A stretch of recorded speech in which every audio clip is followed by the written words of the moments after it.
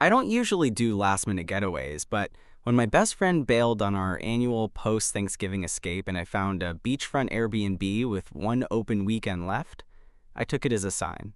Just me, a stack of books, and a long overdue break from work. So when I pulled into the driveway and saw a dusty silver SUV already parked outside the house, I thought maybe the host was still cleaning. Nope. Can I help you? A voice called from the porch. That's how I met Eli. He was holding a cup of coffee in one hand, keys dangling from the other, wearing a worn flannel and black joggers that did dangerous things for his legs. Messy brown curls, stubble just shy of intentional, and this vaguely annoyed expression like I was the one crashing his vacation. I blinked. Wait, are you the owner? No, he said. I'm staying here. I booked this place for the weekend. He raised an eyebrow, already pulling out his phone. So did I. 10 minutes later, we were standing awkwardly in the kitchen, both of us holding identical confirmation emails with the same dates. Same house. Same check-in time. One very overbooked Airbnb. The host, after a string of apologetic texts and one voicemail that sounded like she was definitely in the middle of a party, offered us two options.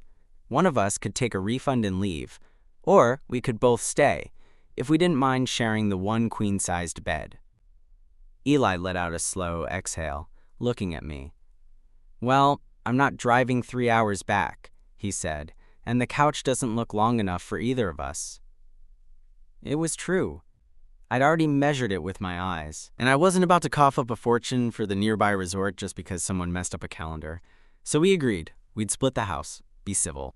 Draw a line down the bed like middle schoolers at summer camp if we had to. One weekend, easy. That was the plan. It started off okay. He kept to himself, mostly reading on the porch or taking long walks along the beach. I stayed inside, catching up on a manuscript I'd promised to finish editing a month ago. We shared the kitchen without issue, took turns with the bathroom, even learned to ignore the occasional awkward brush of shoulders when passing each other in the narrow hallway. It wasn't until the second night that things shifted. We were both sitting on the couch, the only warm room in the house after the space heaters failed in the cold snap. A storm had rolled in earlier, loud and dramatic, rattling the windows with wind and slamming rain. Neither of us said much, both nursing mugs of tea like reluctant roommates in a Hallmark movie. You always travel alone? He asked suddenly, eyes still on the fire flickering on the TV screen. I glanced at him.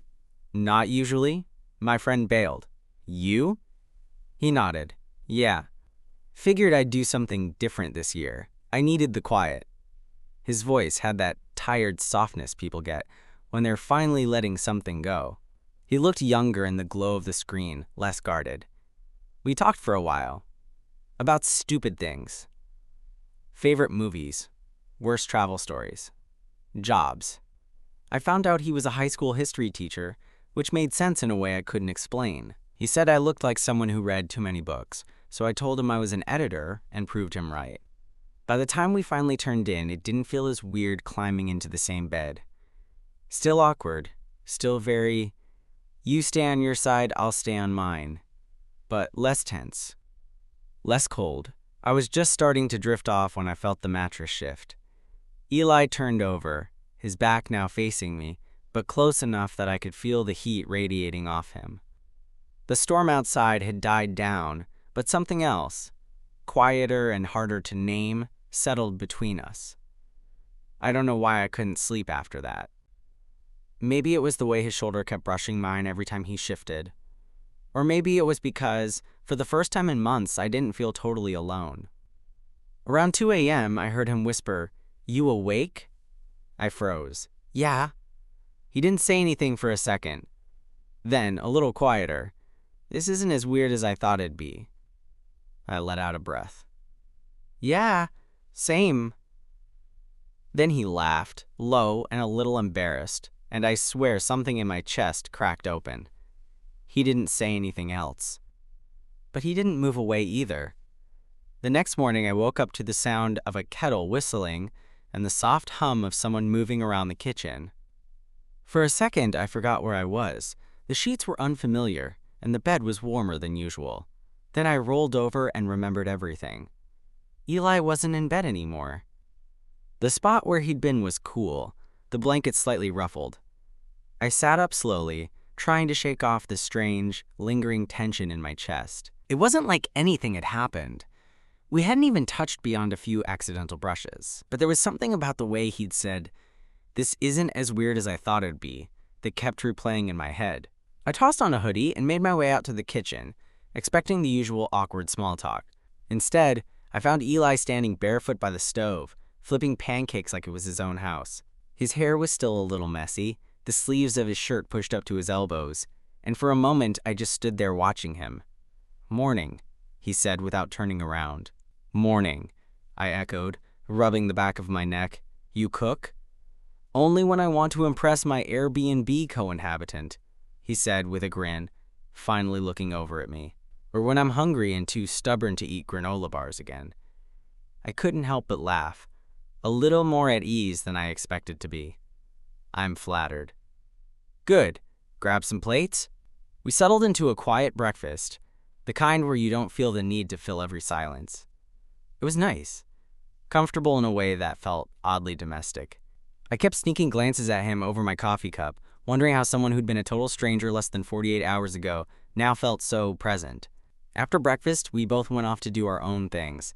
He took his camera and disappeared down the beach trail behind the house. I stayed in, editing a few stubborn pages of a memoir that refused to cooperate. But I kept checking the window, watching for that moment when he'd walk back up the path. He came back a little after noon, windswept and flushed from the cold. He looked happy, not smiling exactly, but that kind of quiet content that settles in your posture, in the way you breathe. "Catch anything good?" I asked, nodding at his camera. He shrugged, setting it down on the kitchen table. "A couple of shots. It's mostly fog and seagulls." "Sounds poetic," Eli smirked. "Only if you like moody, gray coastal shots with bad lighting." "I mean, I do." He raised an eyebrow, amused, and that was the beginning of the rest of the day.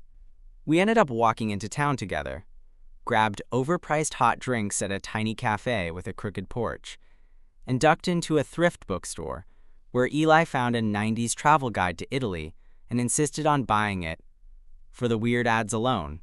We weren't exactly flirting, not in any obvious way, but there was an easiness between us that made everything feel lighter. I caught myself leaning a little closer when he talked, laughing a little too freely when he made a dry joke, and every time our arms brushed or our shoulders bumped, I felt it.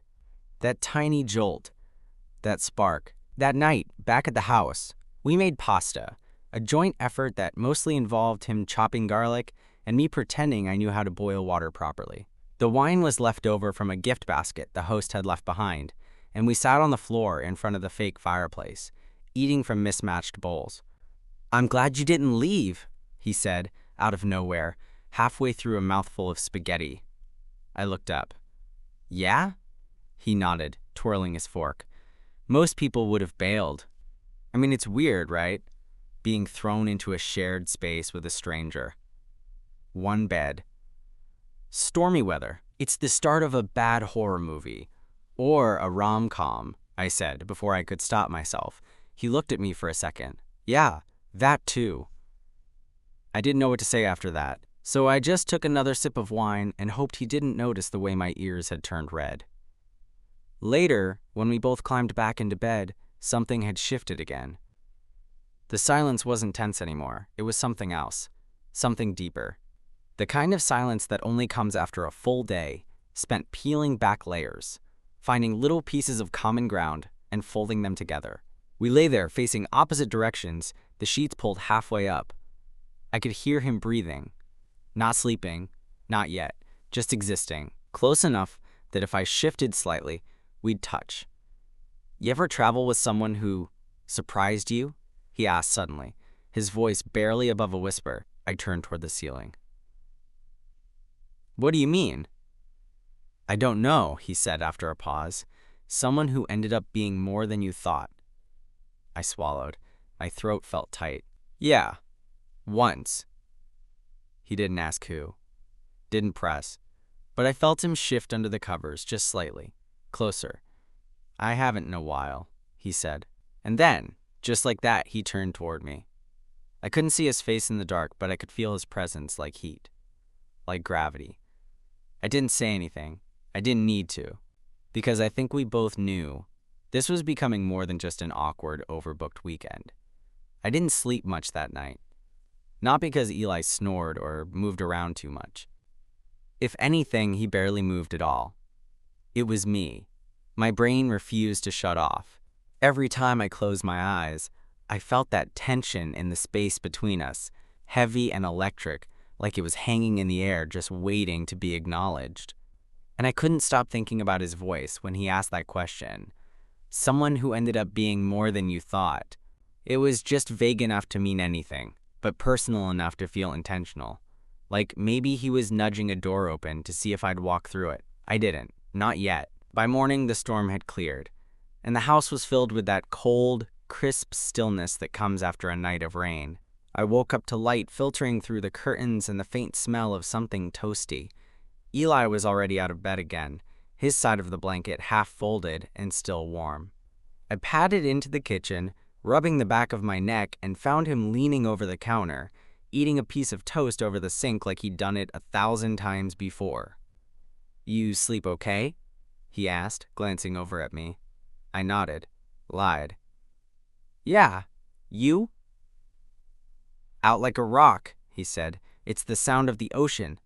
Knocks me right out." He handed me the last piece of toast without asking if I wanted it, like we'd been living together for weeks instead of 2.5 days. "I'm heading into town again," he added casually. "There's a boardwalk trail I wanted to check out. You can come if you want." It wasn't said like an obligation or a pity invite. More like he hoped I would. So I said yes. We ended up hiking the trail for over an hour, passing driftwood and tangled brush, long stretches of sand interrupted by broken fences and abandoned lobster traps. He took photos every so often, sometimes asking me to stop walking so I wouldn't disturb a shot. I didn't mind. I liked watching him in his zone, focused, quiet, completely immersed. There was something peaceful about it. Natural, like we didn't need to fill every silence or explain ourselves. About halfway back, I slipped on a patch of wet sand and instinctively reached out, grabbing his arm to catch my balance. His hand came to rest on my lower back, steadying me, and we both froze for a second longer than necessary. "You good?" he asked, voice soft. "Yeah, just slick." We stood there, his hand still on me, until I gently pulled back. He didn't say anything, but his eyes held mine a beat too long before he turned and kept walking. Back at the house, we both showered. Separately, thank God. Or I would have combusted and ordered takeout. Burgers, greasy, perfect, and exactly what we needed. We ate on the couch again, legs stretched out, watching some terrible dating show he picked ironically, and then got way too invested in. At one point, his knee bumped mine and didn't move. I didn't move either. By the time we made our way to the bedroom that night, the air between us felt different, denser. He brushed past me while pulling his sweatshirt off, and I caught a glimpse of his stomach, toned, lightly tanned, the kind of accidental reveal that left me momentarily blank. I turned away fast, pretending to fiddle with my phone charger. When I finally crawled into bed, he was already under the covers, turned away from me, his breathing even. But I knew he wasn't asleep. Not yet. I could feel it. I lay there stiffly, hands folded on my stomach, trying to ignore the quiet rush of blood in my ears. And then, again, his voice in the dark. "You ever think about how weird it is that we're doing this?" I turned my head. "What do you mean?" "Sharing a bed. Talking like this. You didn't even know my name 3 days ago." "Yeah," I said, smiling a little. "Weird. But also," he trailed off, "kind of nice." I didn't answer. Not right away. My heart was beating in my throat. "Yeah," I finally said. "It is."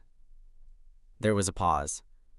Then he rolled onto his back, just enough that I could feel the edge of his shoulder brushing mine under the covers. "I'm not great at this," he said quietly. "At what?" "Reading people." knowing when something's mutual. His words hung in the air between us, suspended in the dark. I could feel his breathing change, shallower, a little unsteady. So I said what I hadn't been able to say the night before. It's mutual. He turned his head toward me. I still couldn't see much, just the faint outline of his face in the moonlight sneaking through the curtains. But I felt everything. He shifted slightly, his hand brushing against mine between us. Not grabbing, just touching. I didn't pull away. We stayed like that for what felt like hours. Fingers barely touching, breathing slow, hearts louder than they should have been. And then, just before I drifted off, I felt his pinky hook around mine. A silent promise, a question answered. The next morning, when I woke up, our hands were still touching. Barely, just fingertips. But it was enough to confirm I hadn't imagined it, that the quiet, crackling tension between us hadn't dissolved in the daylight. It was still there, still humming under the surface, but now it felt different, not uncertain, not anxious, just unspoken. I stayed still for a minute, eyes half open, listening to his breathing.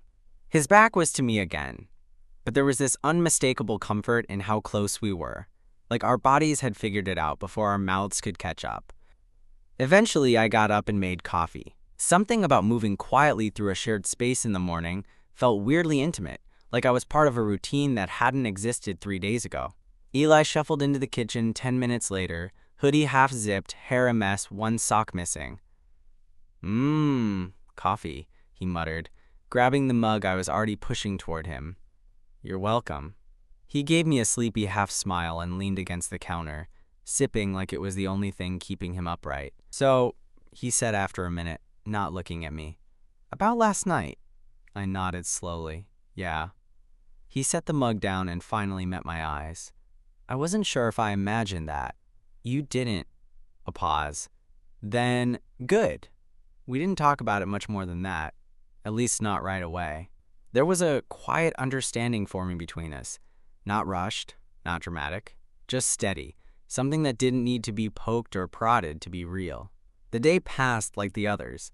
Lazy, slow, filled with long stretches of silence that felt anything but empty. We played cards. He beat me at gin rummy twice and refused to act smug about it, which somehow made it worse. I tried to teach him how to cook eggs properly, which he promptly ruined out of sheer spite.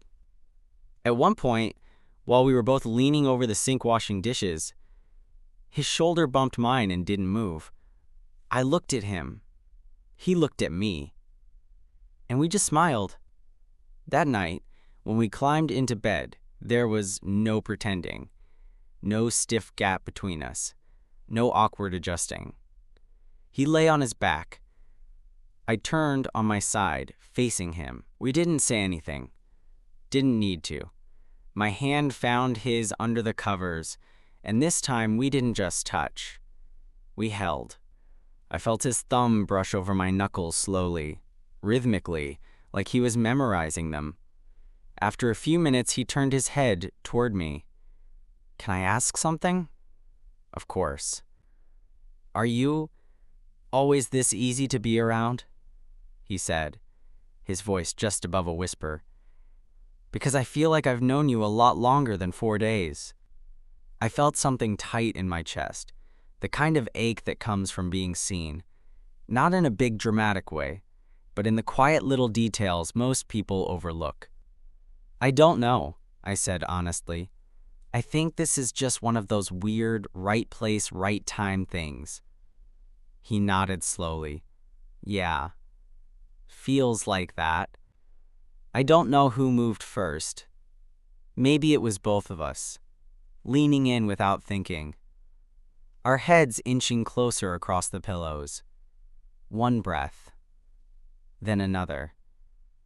And then we kissed. Soft. Careful. Like we were both afraid to break whatever it was we were building. It wasn't fireworks. It wasn't a movie moment. It was better. Real. Warm. A slow press of lips that tasted like courage and relief. When we pulled back, we stayed close, foreheads almost touching, breath mingling in the narrow space between us. His voice was quieter than ever. I wasn't planning on this. Me neither. I'm glad it happened. Me too. He reached up and pushed a hand into my hair, his thumb brushing just behind my ear. That single gesture did something to me I couldn't explain, like he'd opened a door I didn't realize I'd been leaning against. We didn't kiss again that night. We didn't need to. He pulled me closer, and I rested my head against his chest, his arms wrapped around me like they'd been there 100 times before. And for the first time in longer than I could remember, I felt completely, fully safe. Not because the bed was warm, not because the house was quiet, but because Eli was holding me like he didn't want to let go. The thing no one tells you about moments like that, the quiet, sweet kind that shifts something deep in your chest, is that you don't wake up feeling different. You wake up the same. The room is still cold, the blanket's still kicked halfway off, and Eli still hogs the pillows. But then you turn over, and he's still there, and that's what makes the difference. I woke up with my head on his shoulder, his arm draped around me, chest rising and falling beneath my cheek. He smelled like sleep and salt and whatever laundry detergent the Airbnb host used. His lips were slightly parted, hair a mess, one hand resting loosely on my hip like he'd forgotten to let go in his dreams. I didn't want to move, not just because I was comfortable, though I was, but because something about being held like that so simply, so easily, made everything outside that room feel irrelevant. Eventually he stirred, blinking at the ceiling. Him, P.H., he grunted. Good morning to you too. He smiled without opening his eyes. I think I pulled something. Is that your elbow? Possibly, he cracked one eye open. You're a terrible bedmate. Excuse me, I said, sitting up. You're the one who sleeps like a human starfish. I sleep like a man at peace, with zero regard for personal space. We were both smiling like idiots, and I hated how much I didn't want the weekend to end. Breakfast was late and lazy. Leftover toast, some eggs, black coffee. Eli wandered around the house in socks and sweats, half dancing to a playlist he threw on without thinking. I stayed on the couch, pretending to scroll through my phone, but mostly just watching him move around like he lived there. Like we lived there. It was dangerous. The way that thought settled in my chest. Because that wasn't the plan. This was supposed to be a weird, funny travel story. A fluke. A blip. Not this. Not him. But the more time we spent just existing in the same space, the more real it felt. And the scarier it became. Later, we walked the beach again. It was colder than before. Wind slicing through our jackets. But he reached for my hand without asking, and I let him. We didn't say much, just strolled along the wet sand, the world shrinking to the sound of waves, and our boots crunching against tiny shells. There was a moment, near a cluster of rocks, where he stopped walking and turned to face me. I'm trying really hard not to overthink this, he said. I looked at him. Okay, that's fair. He ran a hand through his hair. I've done the whole vacation chillin' thing before. It's fun, and then it's over, and everyone pretends it didn't mean anything. I nodded slowly. And this doesn't feel like that. I let the wind carry a few seconds of silence between us. It doesn't to me either, I said finally. That look he gave me. It wasn't relief, exactly. It was more like confirmation. Like something had been pressing against his chest, too. And my words let a little of the pressure out. I'm not good at casual, he admitted. I mean, I try to be. I tell myself I can be. But I always end up wanting more. I stepped closer, brushing his sleeve with my knuckles. So ask for more. He blinked at me. That easy? I smiled, but it felt a little shaky. No, but it's a start. We stood there for a long time, not touching, not kissing, just facing each other like we were finally being honest with ourselves and each other. And for once, I didn't feel nervous. That night, we didn't watch TV, didn't play cards, didn't even bother eating dinner until nearly 10. We lay in bed early, side by side, talking about everything we hadn't yet. His job, his apartment, the cat he shared with his ex and still visited once a week, my freelance work, my parents, weird texts, the time I dyed my hair orange in college and immediately shaved it off. It wasn't flirty or seductive. It wasn't about building tension or setting a mood. It was about knowing. It was about finally seeing each other, really seeing each other, and letting the guardrails down. At some point, he reached over and cupped the side of my face. "Can I kiss you again?" he asked. That question, the way he said it, it nearly broke me. "Yes," I whispered. And he did. This time was different. It wasn't careful. It wasn't soft. It was full of everything we'd been holding back. Days of glances and almosts. Nights of hesitation and heat. It was deliberate. Sure, devastating in the best way. He rolled over on top of me slowly, giving me time to stop him. I didn't. His hands moved under my shirt, warm and rough and real, and I let mine tangle in his hair. It wasn't about closeness. Not really. It was about closeness. About wanting to feel what we'd been tiptoeing around since that first night we laid awkwardly side by side, pretending not to notice each other. By the time we finally settled into each other, limbs tangled, breath slowing, neither of us said a word. We didn't have to, because everything that needed to be said was already there. In the way his fingers traced the back of my neck, in the way I pressed my mouth to his shoulder like a promise I didn't know I could make yet. The next day was our last full day at the Airbnb. That reality sat heavy in my chest from the moment I opened my eyes. Eli was still asleep beside me, one arm slung across my waist like it belonged there. I watched him for a minute, not in a creepy way, just quiet observation. His lashes twitched like he was dreaming. His breathing was deep and even. Every so often, his thumb moved against my side. Just the tiniest unconscious motion, like even in sleep, he didn't want to let go. And I didn't want him to. That was the problem. Because what the hell do you do with something that feels this big when it was never supposed to exist in the first place? We made breakfast together again, but this time felt different. Like we were dancing around something we both knew was coming but didn't want to name. Eli cracked jokes, but they were softer now, more measured. I found myself watching his hands again, how he moved, how easily we fell into rhythm, and wondering how I was supposed to go back to my regular life after this. After him. "You ever think about just not leaving?" he asked later that morning while we were sitting on the porch with coffee. "What? Like squatting here forever?" He smirked, then shrugged. "I mean, sort of." I glanced at him. "What would that look like, you and me, hiding in the linen closet when the next guests show up?" "I'd fight them for the bed." I smiled, but inside I felt something pinch. Because we both knew what this was. A pause, a moment carved out of time, and real life was still waiting just a few hours away. He leaned back, his chair creaking slightly. "I don't want this to be just a story we tell later," I blinked. "What do you mean? Like, remember that weird weekend I shared a bed with a guy and accidentally caught feelings kind of story? I don't want to look back on this and just laugh about it. I want—" He stopped himself. "What?" I pressed, gently. He looked at me, eyes clearer than I'd ever seen them. "I want to see what this is. Outside of the ocean and the storm and the messed up reservation." My chest tightened. "You're not the only one," I said quietly. We didn't try to make the day more than it was. No big declarations, no forced romantic beach montages.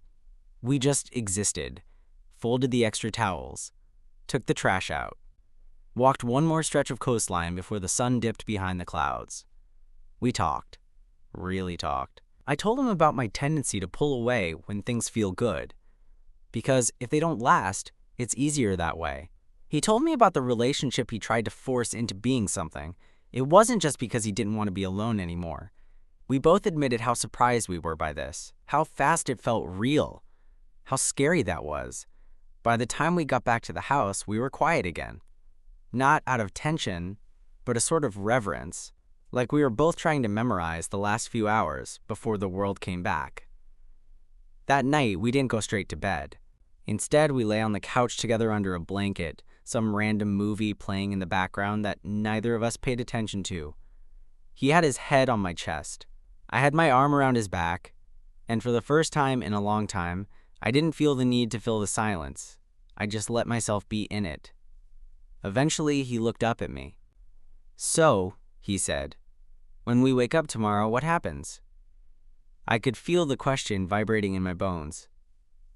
"I go back to my place," I said slowly. "You go back to yours."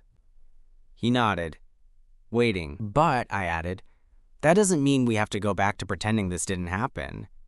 He exhaled, almost smiling. "So, what, we text? Call?